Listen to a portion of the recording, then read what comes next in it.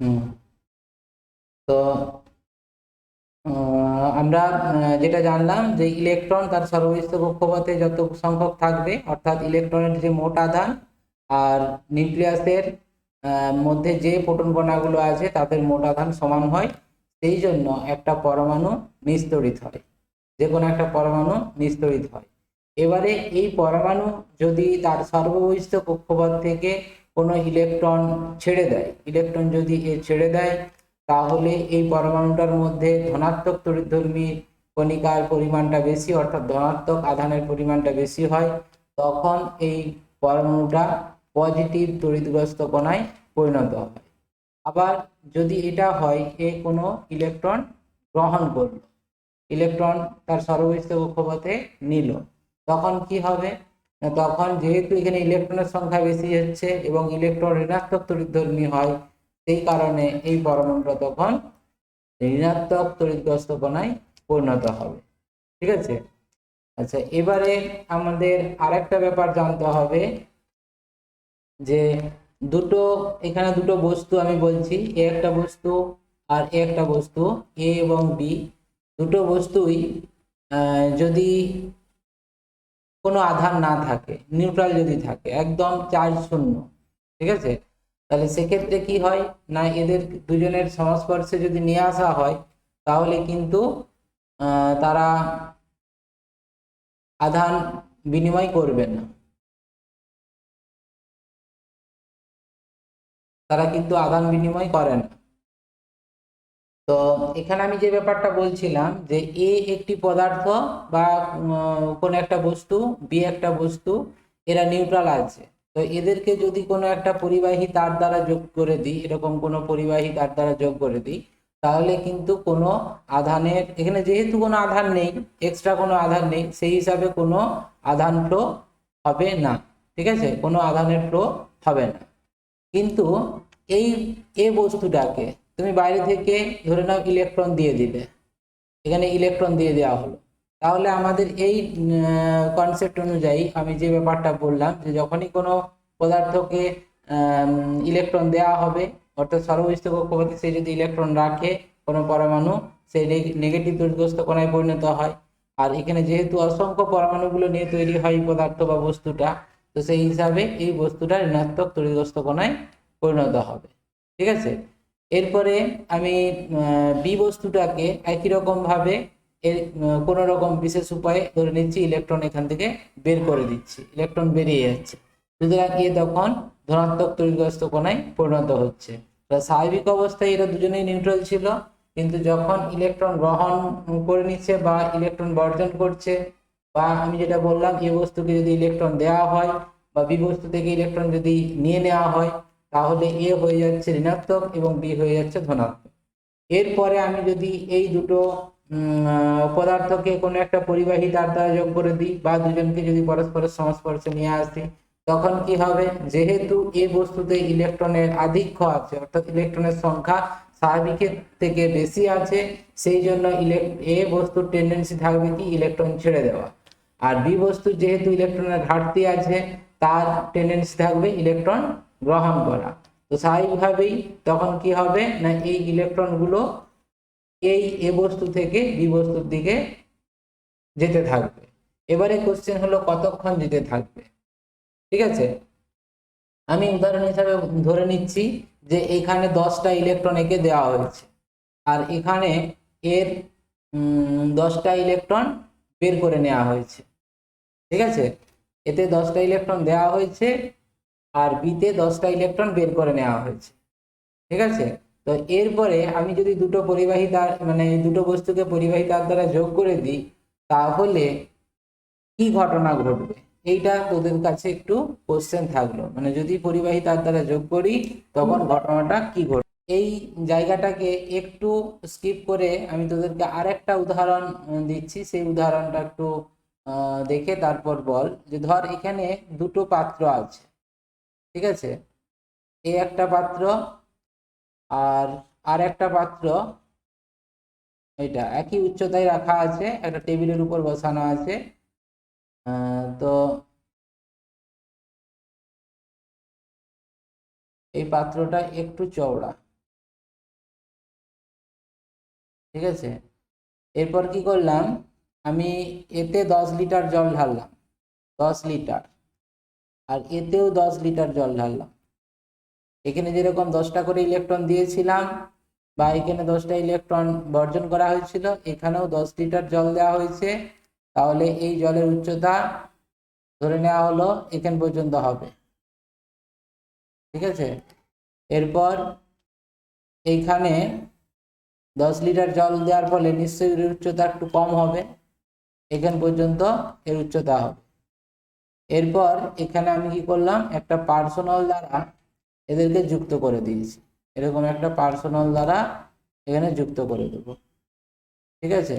তাহলে যুক্ত করে দিলে তখন এটা যদি এ আর এটা যদি বি হয়, তাহলে কোন দিক থেকে কোন দিকে জলের প্রবাহটা হবে, এ থেকে বি এর দিকে। Very good. তাহলে এ থেকে বি এর দিকে হবে, এটা আমরা সবাই বুঝতে পারছি। তো এখন এই প্রবাহটা কতক্ষণ চলবে?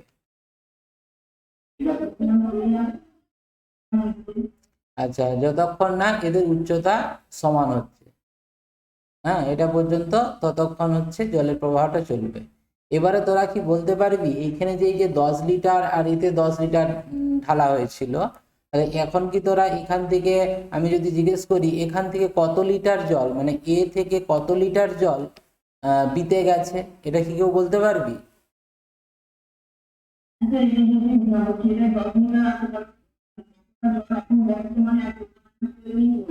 হ্যাঁ, তাহলে সেইটা একটা ক্যালকুলেশনের ব্যাপার এসে যাচ্ছে। আমি তো নিজেও জানি না যে 10 লিটার জল হলে এতটা হবে বলে, সেটাও আমি জানি না। এটা একটা অ্যাপ্রক্সিমেশন, জাস্ট বোঝানো হয়েছে।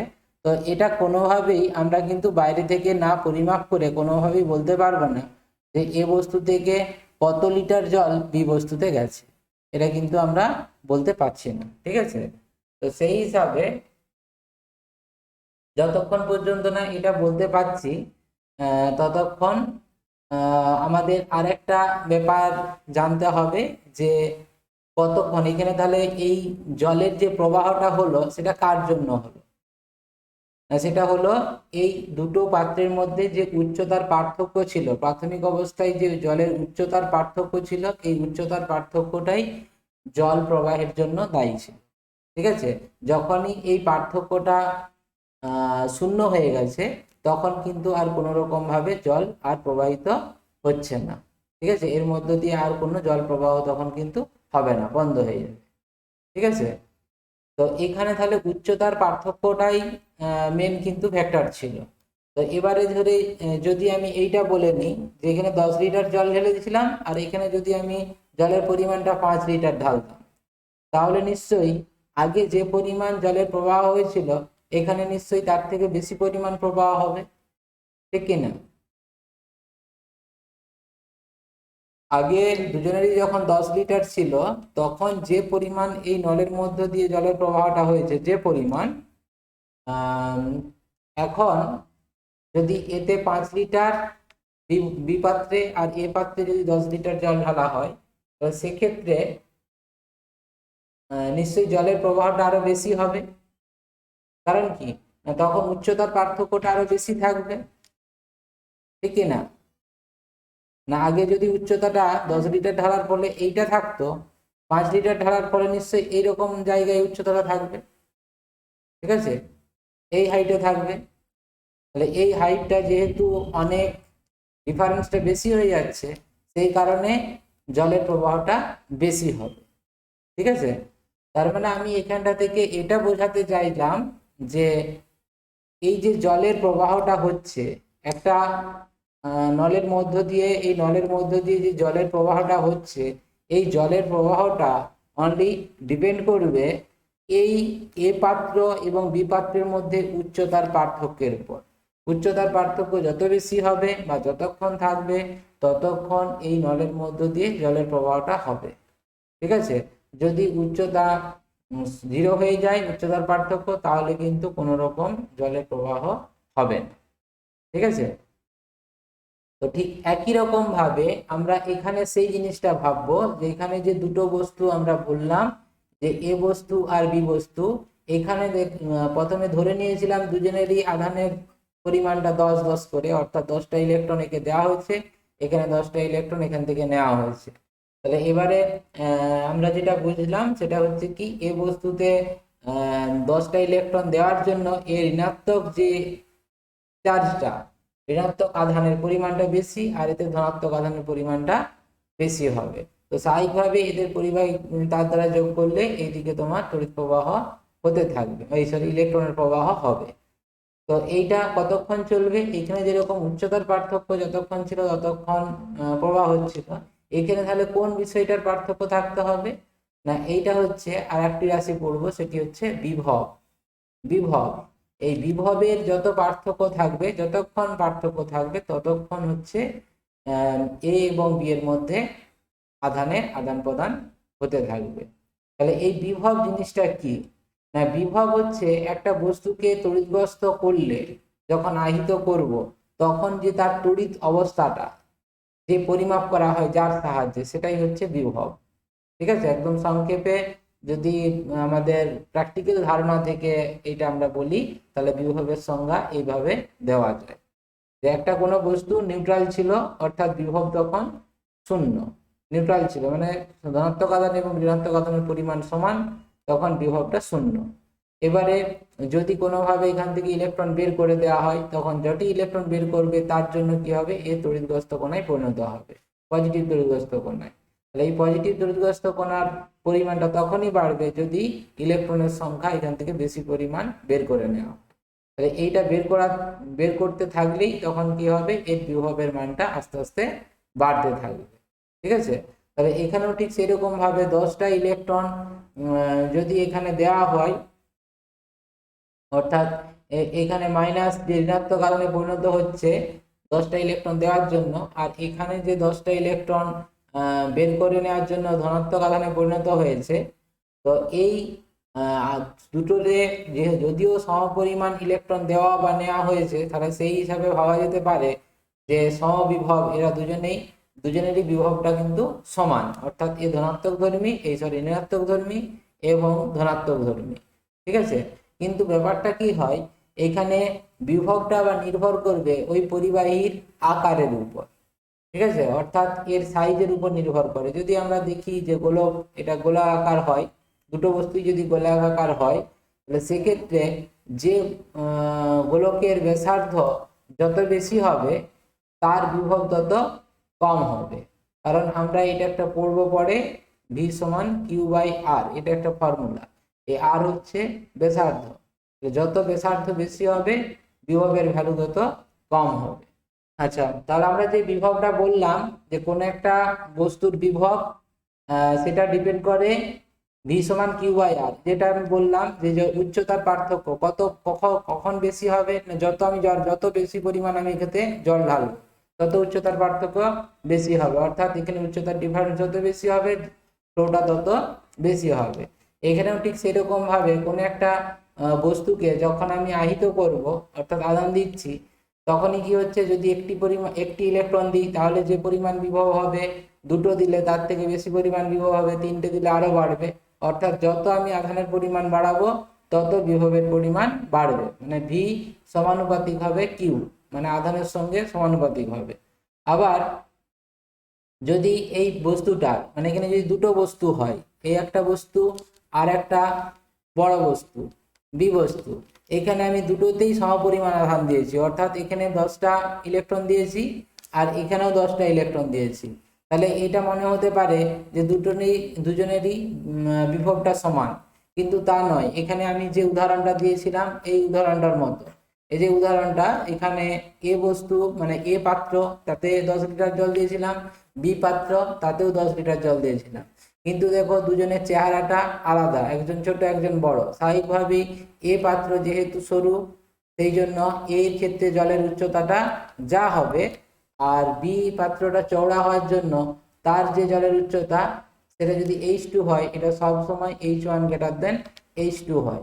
ঠিক আছে, মানে H1 এর কিন্তু উচ্চতাটা তখন বেশি হবে। তাহলে এখানেও ঠিক সেই রকম ভাবে, যেহেতু এখানে ব্যাসার্ধটা এ বস্তুর ব্যাসার্ধ অপেক্ষা বি বস্তুর ব্যাসার্ধ অনেক বড় হবে, অনেক বড়, সেই জন্য এ বস্তুর বিভব যদি V1 আর বি বস্তুর বিভব যদি V2 হয়, এখানে V1 গ্রেটার দেন V2 হবে। ঠিক আছে, এটা আমাদের আরেকটা সাধারণ ধারণা থেকেও বলতে পারি। সেটা কিরকম না, এর যেহেতু আকারটা ছোট, কম জায়গার মধ্যে আধানগুলো যখন থাকবে, তাহলে সেই আধানের পরিমাণটা তখন অনেক বেশি মনে হবে। ঠিক আছে, একটু যদিও এটা আপাত দৃষ্টিতে এই ব্যাপারটা বলা হয়, থিওরিটিক্যালি আমরা এই সূত্রটা ধরেই বলবো যে ভি সমান কিউ বাই আর, এখানে ব্যাসার্ধ যত কম হবে তত বিভবটা বেশি হবে। ঠিক আছে, তাহলে এই হলো তড়িৎ বিভবের ব্যাপার। তো এবারে যেটা আমি প্রথমেই আলোচনা করছিলাম যে আধান তাহলে কতক্ষণ পর্যন্ত ট্রান্সফার হবে, যে যতক্ষণ এখানে যেমন জলের উচ্চতা পার্থক্য ছিল ততক্ষণ আধান ট্রান্সফার হচ্ছিল, একটা বস্তু থেকে আরেকটা বস্তুতে আধান যাচ্ছিল। এখানেও ঠিক একই রকম ভাবে বস্তুর মধ্যে, দুটো বস্তুর মধ্যে আধানের ট্রান্সফার ততক্ষণই হবে যতক্ষণ পর্যন্ত এই বস্তু দুটোর মধ্যে বিভবের পার্থক্য থাকবে। ঠিক আছে, ততক্ষণ এই আধানটা ট্রান্সফার হবে। এই আধান কোথা থেকে কোথায় যাবে না, যদি ইলেকট্রন হয়, ইলেকট্রন যদি হয় তাহলে সেক্ষেত্রে নিম্ন আধান থেকে, নিম্ন বিভব থেকে উচ্চ বিভবের দিকে যাবে। আর যদি ধনাত্মক আধান হয় তাহলে সেটা উচ্চ বিভব থেকে নিম্ন বিভবের দিকে। তাহলে উচ্চ বিভব কোনটা না, উচ্চ বিভব হচ্ছে, এটা মনে রাখবি, উচ্চ বিভব হচ্ছে ধনাত্মক আধানটা হচ্ছে উচ্চ বিভব, ধনাত্মক বিভব। আর নিম্ন বিভব হচ্ছে ঋণাত্মক বিভবটাকে নিম্ন বিভব বলা হয়। কিন্তু কোনো কোনো ক্ষেত্রে যদি ধরে নেওয়া হয় এর আধান হচ্ছে, এর বিভব হচ্ছে -10 ভোল্ট। আচ্ছা, বিভবের একক হচ্ছে 10 ভোল্ট। এটা একটু বলে দিই যে বিভব যে পরিমাপ করা হয় তার একক হচ্ছে এসআই পদ্ধতিতে ভোল্ট, আর সিজিএস পদ্ধতিতে হচ্ছে স্ট্যাট ভোল্ট। ঠিক আছে, বা ইএসইউ বিভব। তাহলে এই যে 10 ভোল্ট এ বস্তুর বিভব, আর বি বস্তুর বিভব হচ্ছে -20 ভোল্ট। তাহলে দুজনেই কিন্তু ঋণাত্মক তড়িৎধর্মী, ঋণাত্মক আধানের বিভব। তাহলে আমি এই যে এক্ষুনি বললাম যে ঋণাত্মক বিভব থাকলে নিম্ন বিভব, আর ধনাত্মক আধান থাকলে উচ্চ বিভব হয়। তাহলে এর মধ্যে কি কোনো উচ্চ বিভব নেই এটা বলবো? আর যদি তাই ভাবি, তাহলে এখানে যদি আমরা কোনো একটা পরিবাহী তার দ্বারা যুক্ত করে দিই, তাহলে যেহেতু এখানে বিভবের ধারণা নেই বলছি, যদি ভেবে নিই তাহলে নিশ্চয়ই কোনো আধানের ট্রান্সফার হবে না, এটাই হবে। কিন্তু প্র্যাকটিক্যালি কিন্তু তা হয় না। এদের দুটো বস্তুর মধ্যে যখনই আমরা সংস্পর্শে নিয়ে আসবো তখনই কি হবে, আধানের ট্রান্সফার হবে। এখন কোশ্চেন, এখানে তাহলে ইলেকট্রন ট্রান্সফার হবে, কারণ এখানে সবগুলোই আমি ঋণাত্মক ধরে নিয়েছি। ইলেকট্রন ট্রান্সফার হবে, তাহলে ইলেকট্রন কোন বস্তু থেকে কোন বস্তুতে যাবে, এ বস্তু থেকে বি বস্তু না বি বস্তু থেকে এ বস্তু? কনফিউশনের জায়গা আসছে। তাহলে যাই হোক, ক্লিয়ার করে দিই কোন বস্তু থেকে কোন বস্তুতে আধান যাবে।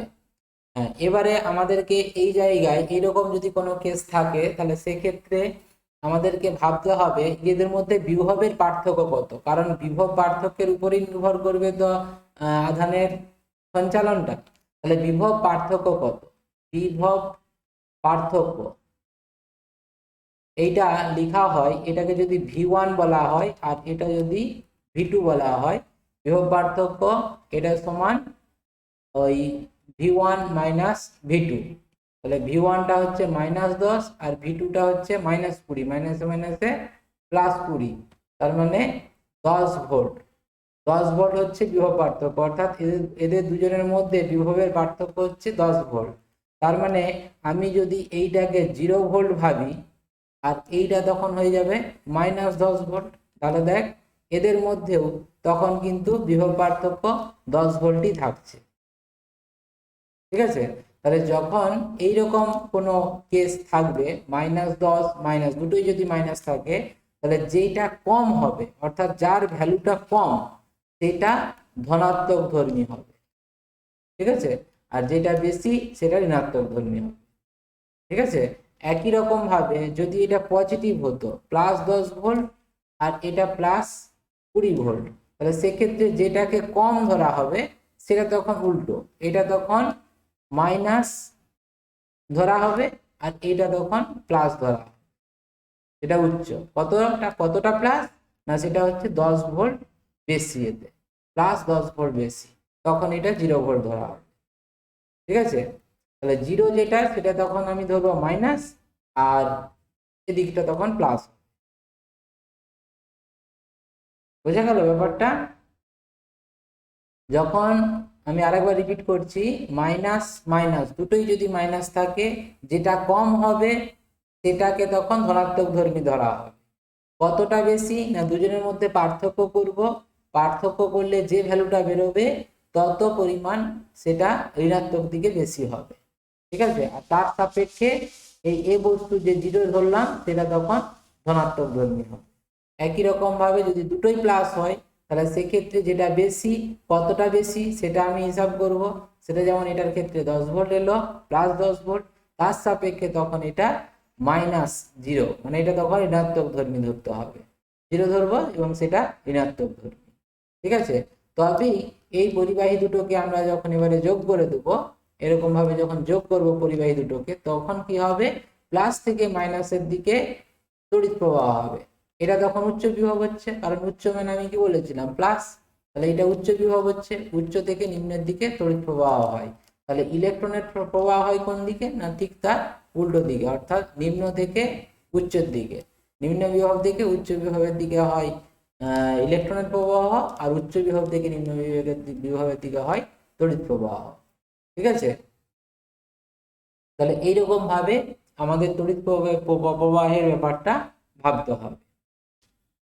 আচ্ছা, এর হ্যাঁ, বিভব হচ্ছে এমন একটা ব্যাপার যেটা হচ্ছে কি, কোন একটা বস্তুর তড়িৎ অবস্থার পরিমাপটাকে, তড়িৎ অবস্থাটাকে পরিমাপ করে। যেহেতু এটা -20 ভোল্ট, তার মানে কি, যে এটা তড়িৎ অবস্থাটা বেশি, ঋণাত্মক দিকে তড়িৎ অবস্থাটা বেশি, আর এটা যেহেতু -10 ভোল্ট, সেই জন্য ঋণাত্মক বিভব ঠিকই, কিন্তু তার পরিমাণটা কম। তো স্বাভাবিকভাবেই বি এবং এ বস্তুকে যখন আমরা সংযুক্ত করব, তখন আমরা এটা বুঝে নেব যে এ থেকে, মানে যেহেতু এর ইলেকট্রনের পরিমাণটা বেশি আছে বি এর মধ্যে, তাহলে বি থেকে এর দিকে ইলেকট্রনের ফ্লো হবে, বি থেকে এ এর দিকে। তার মানে এ থেকে বি এর দিকে তড়িৎ প্রবাহ মাত্রা আই তখন পাওয়া যাবে। ঠিক আছে, হ্যাঁ, নেহা যেটা বললি এভাবেও কিন্তু এটা ব্যাখ্যা করা যেতে পারে। হুম, এই যে আমি আজকে যে ব্যাপারটা বললাম, এটা নেক্সট টাইম তোরা যখন ক্লাস 12-এ পড়বি, 12-এ যখন উঠবি, তখন আবার এই স্থির তড়িৎ ব্যাপারটা ক্লাস 12-এর প্রথম চ্যাপ্টারে আছে। তো সেইখানে এইরকম একটা ধারণা কিন্তু তোদেরকে রাখতে হবে, তবেই কিন্তু তোরা ওই জায়গায় ব্যাপারগুলোকে আরো ক্লিয়ারলি ব্যাখ্যা করতে পারবি।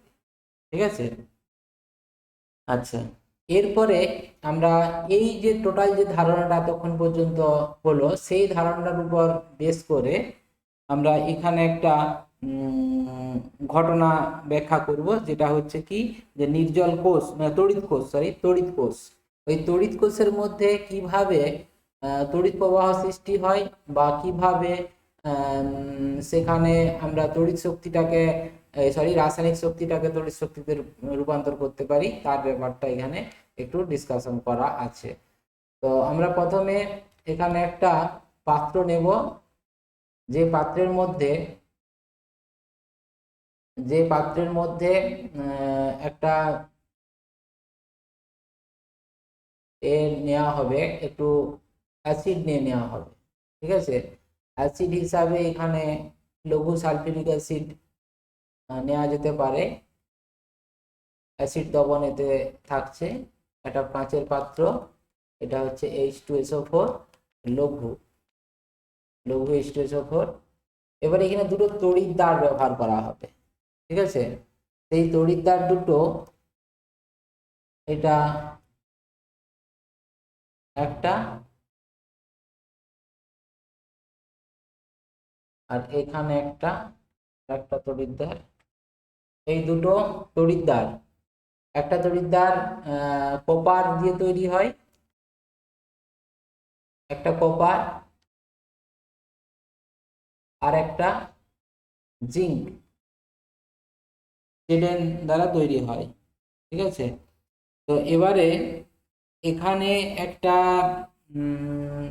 রাসায়নিক বিক্রিয়া করতে থাকে। যখনই অ্যাসিড দ্রবণের মধ্যে এই দুটো দণ্ডকে স্থাপন করা হবে, তখনই কি হবে না এদের মধ্যে একটা রাসায়নিক বিক্রিয়া ঘটবে। এই রাসায়নিক বিক্রিয়াটা যে ঘটবে, দুজনেই সালফিউরিক অ্যাসিডের সঙ্গে বিক্রিয়া করে হাইড্রোজেন গ্যাস উৎপন্ন করবে, কিন্তু একজন আরেকজন অপেক্ষা বেশি বিক্রিয়াটা করবে। সেটা কেন বিক্রিয়া করে না, তার জন্য সেই যে তড়িৎ রাসায়নিক শ্রেণী তোরা একটা পড়েছিস হয়তো, কেমিস্ট্রিতে থাকবে তড়িৎ রাসায়নিক শ্রেণী, জানিস কি ওটা সম্বন্ধে? হাইড্রোজেনকে অপসারিত করতে পারবে না, হাইড্রোজেনের যারা উপরে থাকবে, সরি, হাইড্রোজেনের উপরে যারা থাকবে তারা পারবে কোনো একটা পদার্থের মধ্যে যদি হাইড্রোজেন থাকে তাকে অপসারিত করতে, কিন্তু হাইড্রোজেনের নিচে যারা থাকবে তারা পারে না। ঠিক আছে, এবারে যে যত বেশি উপরে থাকে তাকে তার হচ্ছে হাইড্রোজেন অপসারণ করার ক্ষমতা তত বেশি হয়।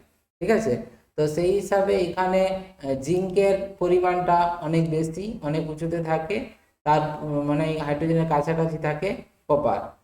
তো সেই হিসাবে জিঙ্ক রাসায়নিক বিক্রিয়াটা খুব দ্রুত জিঙ্ক এর সঙ্গে রাসায়নিক বিক্রিয়া করবে। তো এখানে বিক্রিয়া করার পর এই দুজনের মধ্যে যেহেতু আমরা জানি যে রাসায়নিক বিক্রিয়ায় ইলেকট্রনই হচ্ছে অংশগ্রহণ করতে, অর্থাৎ পরমাণুর সর্বস্থ কক্ষপথে যে ইলেকট্রনগুলো অবস্থান করে সেই ইলেকট্রনগুলোই একটা পদার্থ থেকে আর একটা পদার্থে স্থানান্তরের মাধ্যমেই রাসায়নিক বিক্রিয়াটা হতে থাকে। তো এই রাসায়নিক বিক্রিয়া হওয়ার ফলে এখানে আমি এটা ধরে নিচ্ছি যে জিঙ্কের মধ্যে জিঙ্ক থেকে ইলেকট্রন বেরিয়ে যায়, ইলেকট্রন বেরিয়ে গিয়ে এ কি হয় না ধনাত্মক তড়িৎধর্মী বস্তুতে পরিণত হয়। ঠিক আছে, আর এ তখন ইলেকট্রন গ্রহণ করে ঋণাত্মক তড়িৎধর্মী কণায় পরিণত হবে, ঋণাত্মক তড়িৎগ্রস্ত হবে। ঠিক আছে, তো এই দুজনের মধ্যে এটা কিন্তু বিক্রিয়াটা চলতে থাকবে, চলতে চলতে চলতে চলতে একটা সময় দেখা যাবে কি যে এদের মধ্যে আর কোনো রকম রাসায়নিক বিক্রিয়া ঘটছে না। তার মানে কি এই জায়গায় যে বিক্রিয়া ঘটে এই আয়নের পরিমাণটা, তড়িৎ বিভবের পরিমাণটা এত বেশি হচ্ছে, তখন কি হবে এই ইলেকট্রনগুলো আর আসতে পারবে না। মানে এই যে ইলেকট্রন এখানে জমা হয়ে আছে, এখানে যদি আমি কপার দণ্ড আর জিঙ্ক দণ্ড যেটা বললাম, এদের মধ্যে যে তোমার হচ্ছে ইলেকট্রনগুলো জমা হয়ে আছে, সে জমা হয়ে থাকার জন্য এরা কি করবে, H2SO4 এর মধ্যে যে ইলেকট্রনগুলো আছে এরা কিন্তু আর এর কাছে আসতে পারবে না, বিকর্ষিত হবে। ঠিক আছে, যার ফলে বিক্রিয়া কিন্তু বন্ধ হয়ে যাবে। তার মানে এদের দুজনের মধ্যে এই কপার হচ্ছে ঋণাত্মক তড়িৎধর্মী হচ্ছে আর জিঙ্ক ধনাত্মক তড়িৎধর্মী হয়ে যাচ্ছে। এবারে বাইরে থেকে যদি আমরা কোনো একটা পরিবাহী তার দ্বারা এদেরকে যুক্ত করে দিই, এরকম কোনো পরিবাহী তার দ্বারা যদি যুক্ত করে দিই, যেখানে ধরে নাও এখানে একটা বৈদ্যুতিক বাল্ব রাখা আছে, এটা যদি থাকে তখন দেখা যাবে কি এই বাল্বটা মধ্য দিয়ে, মানে এতক্ষণ পর্যন্ত যখন কোনো বর্তনী ছিল না, এই যে পরিবাহী তার যতক্ষণ যুক্ত করিনি ততক্ষণ কিন্তু ইলেকট্রন আদান প্রদান হতে পারছিল না, কিন্তু যখনই এই পরিবাহী তার দ্বারা যোগ করে দেবো তখনই কি হবে, ইলেকট্রনটা এখানে বেশি আছে, ইলেকট্রন তখন কি হবে এইটার মধ্য দিয়ে ইলেকট্রনটা প্রবাহিত হয়ে এই দিকে আসবে। ঠিক আছে, এসে এইখানে ইলেকট্রনের সংখ্যাটা আস্তে আস্তে বাড়াতে থাকবে, আর যেই বেড়ে যাবে এখানে এই রাসায়নিক বিক্রিয়া ঘটার জন্য যত সংখ্যক এ বাড়তে থাকবে, মানে ইলেকট্রনের সংখ্যা বাড়াতে থাকবে, এখানে হাইড্রোজেনের সঙ্গে H2SO4 এর সঙ্গে জিঙ্ক দণ্ড বিক্রিয়া করে তত বেশি পরিমাণ আরো এখানে ইলেকট্রনের ঘাটতি ঘটা হবে। ঠিক আছে, তো এইভাবে হাইড্রোজেন বিক্রিয়া করতে থাকবে আর এদিকে ইলেকট্রন উৎপন্ন করতে থাকবে, কপারও হাইড্রোজেনের সঙ্গে এই H2SO4 এর সঙ্গে বিক্রিয়া করে ইলেকট্রন উৎপন্ন করতে থাকবে। তাহলে তার ফলে কি হবে না এদের দুজনের মধ্যে যে বিভবের পার্থক্য, অর্থাৎ এই কপার দণ্ড এবং জিঙ্ক দণ্ডের মধ্যে যে বিভবের পার্থক্যটা ইনিশিয়ালি তৈরি হয়েছিল সেটা কিন্তু কন্টিনিউ চলতেই থাকবে। ঠিক আছে, তো এইভাবে যতক্ষণ পর্যন্ত না পুরো জিঙ্ক দণ্ডটা হয়ে যাচ্ছে, জিঙ্ক দণ্ডটা এই যখন রাসায়নিক বিক্রিয়া করতে করতে করতে করতে এটা ক্ষয়ে যায়, যতক্ষণ না সম্পূর্ণ শেষ হচ্ছে ততক্ষণ কিন্তু এই বিক্রিয়াটা কন্টিনিউ চলতে থাকবে, অর্থাৎ তড়িৎ প্রবাহটা হতে থাকবে। ঠিক আছে, তো এখান থেকে একটা সেই কোশ্চেন থাকে যে ব্যাটারিকে, বা তোরা হয়তো দেখতে থাকবি প্র্যাকটিক্যালি, যে কোনো ব্যাটারি তোরা যখন দোকান থেকে কিনে নিয়ে আসবি বা তোদের বাড়িতে যদি ব্যাটারি থাকে, দেখবি ওই যে ছোট ছোট পেন্সিল ব্যাটারিগুলো থাকে, ওর খাপে লেখা থাকে। বা মোবাইলের ব্যাটারিতেও দেখবি, মোবাইল ব্যবহার করার ইনস্ট্রাকশনে লেখা থাকে যে ব্যাটারিকে কখনো শর্ট সার্কিট করা চলে না। শর্ট সার্কিট হর্ষবর্তনী বলা হয়, আমরা পড়বো প্রবাহিত তড়িৎ এই চ্যাপ্টারেরই শেষের দিকে, যে হর্ষবর্তনী বা শর্ট সার্কিট। শর্ট সার্কিট জিনিসটা কি? সেটা হচ্ছে কোনোভাবে যদি পরিবাহী মানে দুটো তড়িৎদ্বারের মধ্যে রোধকে খুব কমিয়ে দেওয়া হয়, রোধের পরিমাণ যদি হঠাৎ করে কমে যায়, তখন তড়িৎ প্রবাহ মাত্রা অনেক বেশি হয়ে যায়। এই ঘটনাটাকে আমরা শর্ট সার্কিট বলবো।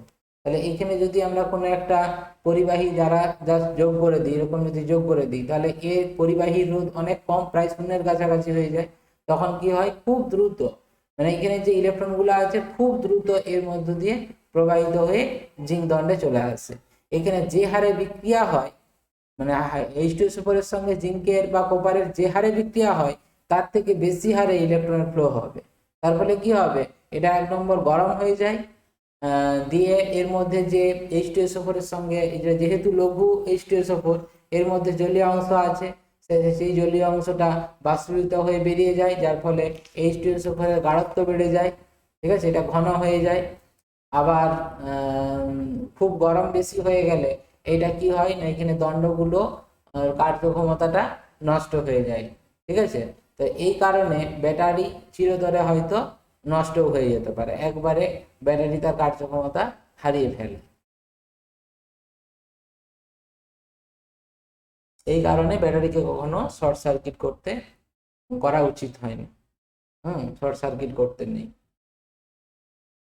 তো এরপরে এখানে যেটা বললাম যে ব্যাটারি, তাহলে ব্যাটারির মধ্য দিয়ে তড়িৎ প্রবাহ হয়, ঠিক কি কারণে সেটা বোঝা গেল। তাহলে এখানেও ওই যতক্ষণ এই দুটো দণ্ডের মধ্যে বিভবের পার্থক্য থাকবে, ততক্ষণই কিন্তু তড়িৎ প্রবাহটা হতে থাকবে। তার মানে আমরা সেই নির্জল কোষ, যেটা দোকান থেকে যে সমস্ত ব্যাটারিগুলো পাওয়া যায় সেগুলোকে নির্জল কোষ বলা হয়, কারণ ওর মধ্যে এরকম H2SO4 এর নাই কোনো জলীয় অংশ থাকে না, সেই জন্য নির্জল কোষ বলা হয়। তো সেই কোষের মতোই একই রকম ভাবা যায় যে যতক্ষণ জিঙ্ক দণ্ডটা খরচ হতে হতে সম্পূর্ণ জিঙ্ক দণ্ডটা শেষ হচ্ছে, ততক্ষণ এই বিক্রিয়াটা চলতে থাকবে এবং তড়িৎ প্রবাহ ততক্ষণ হতে থাকবে। ঠিক আছে, আচ্ছা, এইখানে এই যে তড়িৎ প্রবাহ হয়, সেই তড়িৎ প্রবাহের এবারে পরিমাণটা কোন কোন বিষয়ের উপর নির্ভর করে সেটা এবারে আমাদেরকে একটু জানতে হবে। তো এই সংক্রান্ত ওহম সূত্র এখানে একটা আছে, ওহম সূত্র। এই ওহম সূত্রটা আজকে থাক, আজকে নেক্সট ক্লাসে বলবো। যাই হোক, এখানে আমরা তড়িৎ প্রবাহ মাত্রাটার হিসাবটা করব। তড়িৎ প্রবাহ মাত্রা কিভাবে পাবে, আমি যে বললাম যে যেদিকে ধনাত্মক টু ঋণাত্মকের দিকে তড়িৎ প্রবাহ হয়, তাহলে সেই তড়িৎ প্রবাহ মাত্রাটা পরিমাপ করা হয় কি করে? সেটা পরিমাপ করার জন্য আমাদেরকে একটা চোঙ কল্পনা করতে হবে। এটা চোঙ কল্পনা করব। তো এখানে যদি আমি একটা চোঙ কল্পনা করি, চোঙটা কিরকম, এটা একটা পরিবাহী, হ্যাঁ, এটা একটা পরিবাহী, যেই পরিবাহীটা ঠিক এইরকম জায়গায় যুক্ত আছে। মানে এই দুটো তড়িৎদ্বারের মধ্যে একটা বিভবের পার্থক্য আছে, কতটা, এটা যদি V1 আর এটা যদি V2 হয়, এটা আমি যদি ঋণাত্মক বিভব আর এটা যদি ধনাত্মক বিভব ধরে নিই, তাহলে কি হবে, ধনাত্মক থেকে ঋণাত্মকের দিকে তড়িৎ প্রবাহ হবে। ঠিক আছে, মানে কি, এইখানে যে ইলেকট্রন গুলো এই পরিবাহীর মধ্য দিয়ে, ধরুন প্রত্যেকটা ইলেকট্রন, এই ইলেকট্রন গুলো তড়িৎ প্রবাহের মধ্য মানে পরিবাহীর মধ্য দিয়ে এদিকে গতিশীল হবে। ঠিক আছে, তো এইখানে আমি একটা এর পরিবাহীর প্রস্থচ্ছেদ যদি এ ধরে নিই, প্রস্থচ্ছেদের ক্ষেত্রফল, তাহলে প্রতি একক ক্ষেত্রফলে প্রতি সেকেন্ডে যে পরিমাণ আধান প্রবাহিত হয়, অর্থাৎ ইলেকট্রন যে পরিমাণ প্রবাহিত হচ্ছে, সেটাকেই তড়িৎ প্রবাহ মাত্রা বলা হয়।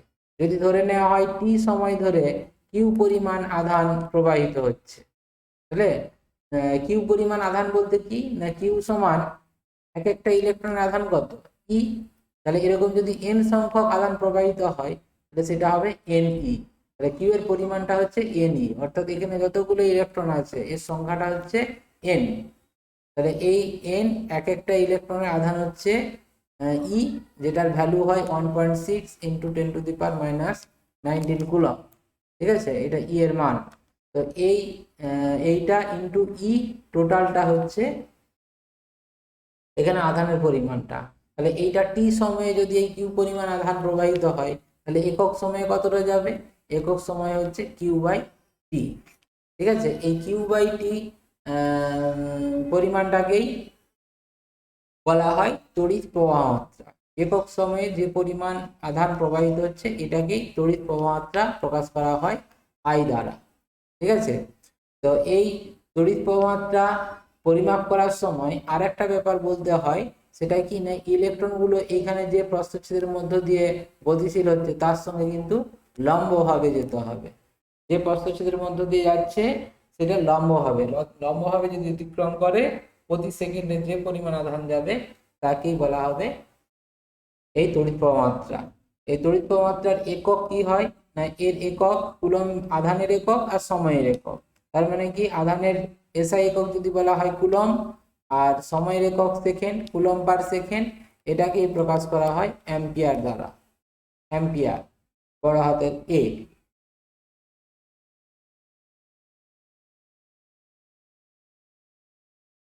আর এটার এসআই একক হচ্ছে সিজিএস একক হয়।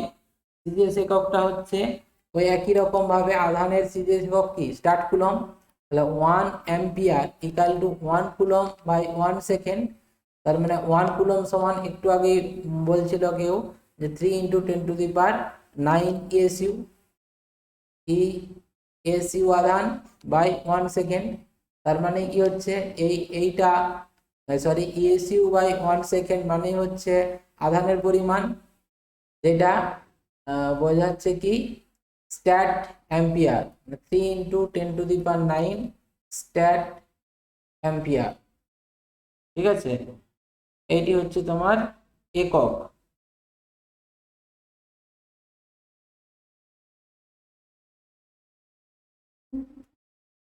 তাহলে আজকে আপাতত এই তড়িৎ প্রবাহ মাত্রা পর্যন্তই থাকুক, এটা পর্যন্ত। এরপরে নেক্সট ক্লাসটা হবে।